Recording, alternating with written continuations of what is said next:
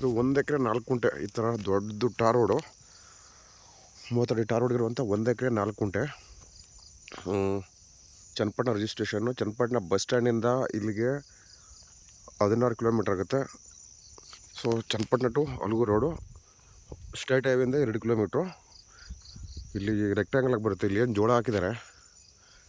ತೆಂಗಿನ ಮರ ಎಷ್ಟೊಂದು 40 ಇದಾವ. ಒಂದು 30 ತೆಂಗಿನ ಮರಗಳು ಬರುತ್ತೆ ಇದಕ್ಕೆ. 1 ಎಕರೆ 4 ಕುಂಟೆ, ಕೆಂಪು ಮಣ್ಣು ನೋಡ್ಬೋದು.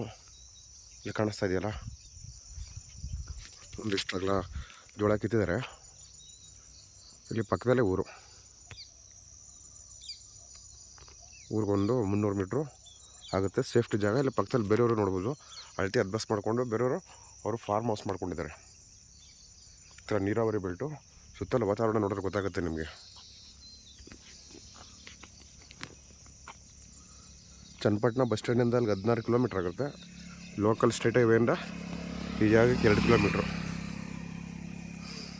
ಕೆಂಪು ಮಣ್ಣು ದೊಡ್ಡ ರೋಡ್ ಬೇಕು ಅಂತ ಎಕ್ಸ್ಪೆಕ್ಟ್ ಮಾಡೋರಿಗೆ ಹೇಳಿ ಮಾಡಿಸಿದ ಜಾಗ.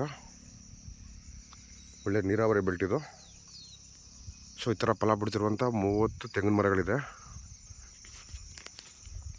1 ಎಕರೆ 4 ಕುಂಟೆ. ಬೋರ್ ಇದಕ್ಕೊಂದು ರನ್ನಿಂಗ್ ಬೋರ್ವೆಲ್ಲು ಪ್ಲಸ್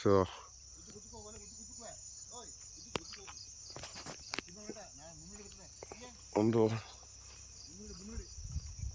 ಇದು ಟಾರ್ ರೋಡ್ ಫೇಸಿಂಗ್. ಇದು 300 ಅಡಿ ಬರುತ್ತೆ. 1 ಎಕರೆ 4 ಕುಂಟೆ.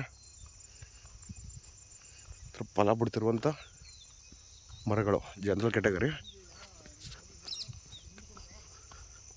ಸೊ ಜೋಳ ಹಾಕಿದಾರಲ್ಲ, ಜೋಳ ಹಾಕಿರೋದು ಟಾರ್ ರೋಡ್ಗೆ. ಇದು ಒಂದು 300 ಅಡಿ ಫ್ರಂಟೇಜ್ ಬರುತ್ತೆ.